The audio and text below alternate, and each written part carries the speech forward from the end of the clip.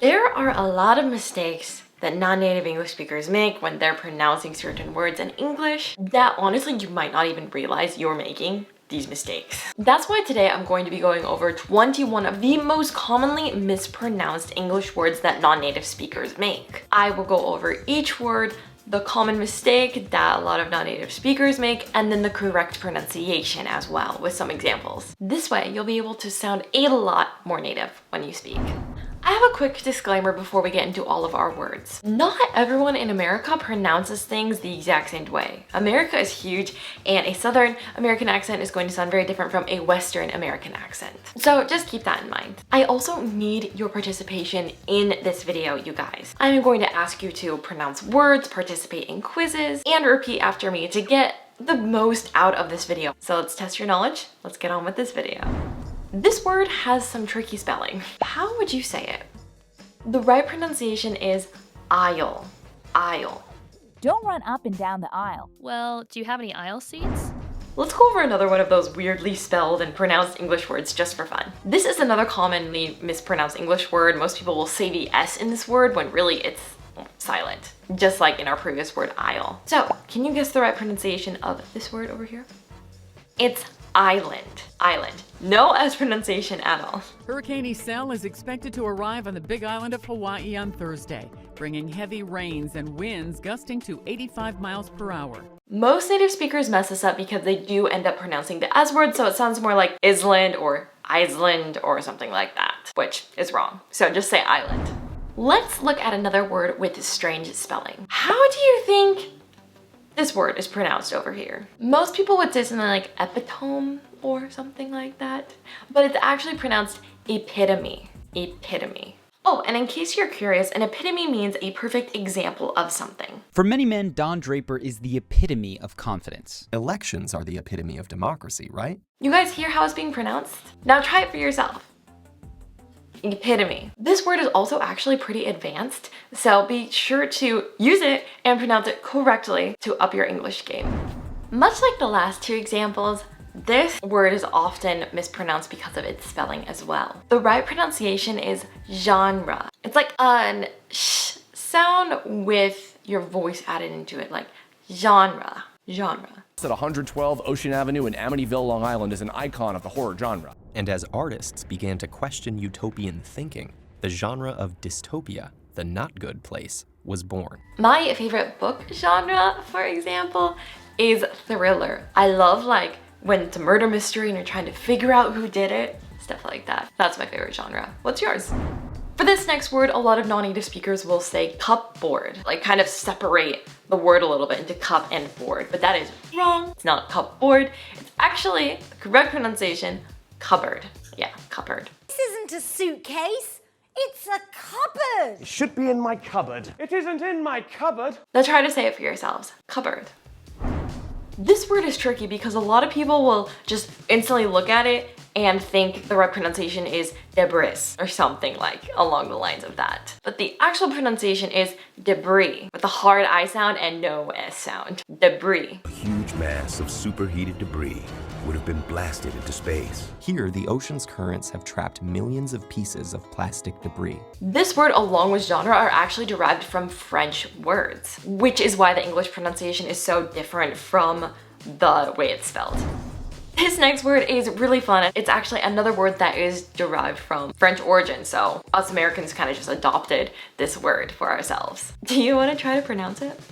The correct pronunciation of this word is rendezvous. Yeah, rendezvous.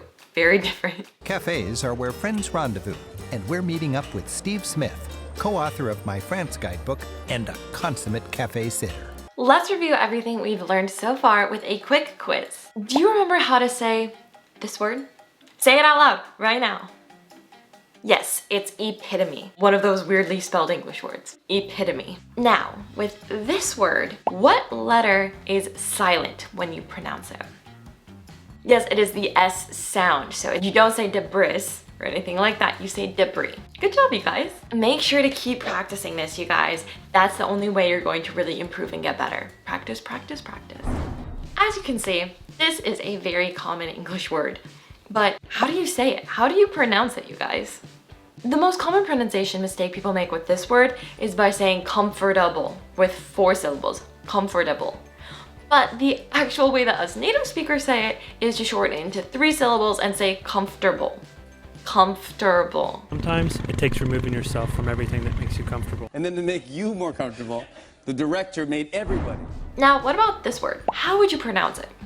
For this word, the second A is pronounced as more of an I sound, making the pronunciation manage, not manage. That just sounds so weird and it's hard to say. Just manage. The stress is also on the first syllable, manage. How does one effectively manage their time? But how they manage their body temperatures will always be a little different. Try it for yourself, manage. Now this is a fun word, especially considering I live in Hawaii and this is very popular here. How would you say this word, you guys? Most people would say something maybe like akai, or I honestly don't know how you would pronounce this word. The correct pronunciation of this word though is acai, acai. Just so you're aware, acai is a berry that's actually used to make acai bowls. Great work, you guys. Now you're ready to order acai like a true Hawaiian. FluentU shows us that this word means behavior that causes problems, trouble. And this word's pronunciation can be very confusing. Non-natives would probably say something like mischief, but it's actually pronounced mischief. Notice the difference. Wrong is mischief, right? Mischief. These little ones can get into mischief. Just imagine that it's an if sound at the end, not an if sound. Mischief, not mischief. Go ahead and practice it for yourself real quick. Mischief, good. This word is pronounced scared, but so many of my past students, like 90% of them, would say scared, splitting it up into 2 syllables, scare plus ed. That's so wrong. That is such an easy way for somebody to be like, oh, you're not a native English speaker. The right pronunciation is scared, just 1 syllable. It's not silly to be scared, Miss Meadows. I'm not scared of anything. And Elsa has a secret that she's dying to keep that makes her scared every day. This can also apply to other words as well, like cared and shared. It's not carried, it's not shared, it's just cared, shared. 1 syllable. Let's do another quick quiz, friends. What is the right way to pronounce this word right over here? Yes, it's mischief. Remember, if instead of if, so not mischief, mischief. Good job. Now, do you remember how many syllables are in this word? There are 3 syllables, making the pronunciation comfortable, not comfortable. Comfortable. Great job on the quiz, you guys. Now let's get on to some more commonly mispronounced English words. So many of my non-native students and friends will say this as can't, which kind of makes sense, right? It's a can plus T, can't. But that's wrong, the pronunciation is wrong. The actual way that us native speakers say this is can't. Can't. I know it sounds really weird, but it's easier to say than can't. I already told you we can. Oh yes, we can. Is it possible to love someone so completely they simply can't die? And can't get into unsafe areas of your home. Some people, like my students, they've asked me, what's the difference then when you pronounce can versus can't? They sound very similar, right? One way to distinguish between the two though is that can, it's pronounced longer than the word can't. Can't, you kind of just cut it off very quickly at the end. With can, you linger a little bit. Listen for a second. We have can and can't. It's a slight difference, but it's still a difference and it can help you understand how to pronounce each one. One really nice way to practice stuff like this actually is to look it up on FluentU and compare them. FluentU has lots of video examples so you can really hear them each used in real life and get an understanding of really how they're used, the pronunciation, and all the context that they're used in. Honestly, FluentU is such a good program to really help you sound like a native speaker. You can study out of a textbook as much as you want, but like if you're not gonna supplement that with audio, visuals, you're not gonna sound like a native speaker, you're gonna sound like a textbook because you studied out of a textbook. So FluentU, since it teaches you with real life circumstances and quizzes and flashcards to help keep everything in your memory and practice your pronunciation like every day. So if you want to focus on your pronunciation skills in depth and in detail, I left a link in the description below for 2 weeks of FluentU absolutely free. So go practice a ton of your pronunciation, get familiar with the platform, and let me know how it helped you. Now, let's talk about the hardest day of the week, pronunciation-wise, that is. When you first look at this word, you'll probably say something like Wednesday, Wednesday, something like that. But that's wrong, that's false. The right pronunciation of this word is Wednesday, 2 syllables. Wednesday. I really don't know why the D is in that word, but we just forget about it when we pronounce it Wednesday. And trust me when I say, you really want to avoid that awkward situation when you're making plans to meet up with a friend and you say that you want to meet on Wednesday and then they look at you like, what? So remember the correct pronunciation of this word, guys. Since it's the day of the week, you'll be using it often and you want to remember it. Wednesday is bath day. Well, this past Wednesday I did laundry. Funny story though, whenever I write Wednesday in my journal, I always think in my head Wednesday so that I can write it correctly. I've been doing that since I was like in 3rd grade. For this word, when most people mispronounce it, they say something like archive or archive, when the correct pronunciation is archive. But this is the StoryCorps Archive at the Library of Congress. Most people say this next word as camera, 3 syllables, when in reality, us native speakers say camera, just 2 syllables. Let's listen closely to how others pronounce it. Well, I jumped in the water first, and then my camera was passed down to me. And one of the artists had an idea to turn the camera on its side. I didn't realize my front-facing camera was on. Now try to say it for yourself with just 2 syllables, camera. Quiz time, you guys. What is the difference in pronunciation between the words can and can't? Yes, the end of can't is slightly shorter than the end of can. Good job! Now, how do you pronounce the hardest day of the week again? Yeah, just simplify it down to 2 syllable Wednesday, not Wednesday. Great job! Now this is another tricky word to pronounce in English for non-native speakers. You pronounce it though. The GH at the end kind of just disappears when you pronounce it. It means nothing. You don't need to worry about the GH when you are saying though. Been having a bit of a disagreement with an old boss though. Inevitably though, this is the point in the discussion. They may also be though pointed and attacking lines. Now you try it. Though.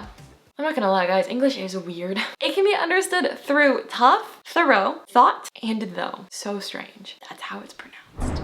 Here's another word where we pronounce the GH at the end of it differently than you might think. This is pronounced as laugh. Yeah, the GH somehow turns into an F sound at the end of this word, laugh. I know that's weird, but I'm telling you, this is the correct pronunciation. See? People are still going to laugh at your jokes, compliment your clothes. As well as viewing classic comedy memes, you can upload your own efforts to try and make other users laugh. Laugh.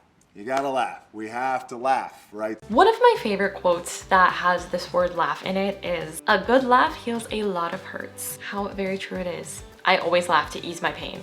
So if you're struggling with your English studies, maybe you should laugh a bit. Maybe that'll help ease your pain.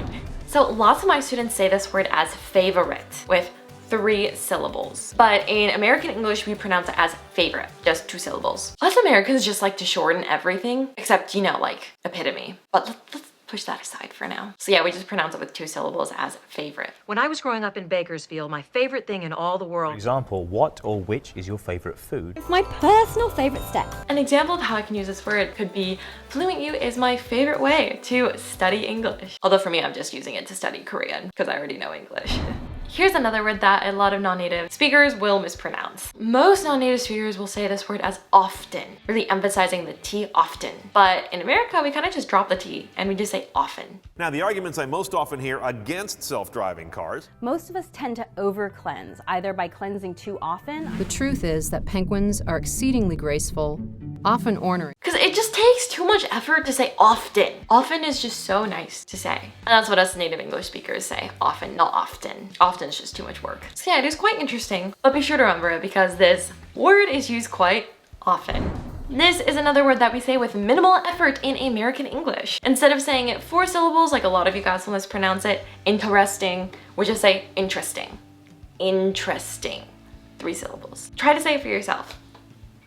Interesting. You, be more interesting. So it's an interesting combination between the people who were the artists themselves. Isn't it a lot more simple to say it just interesting instead of interesting? Yeah, that's one thing I do love about American English. We just make things simpler to say. So this is one of my favorite words to pronounce correctly.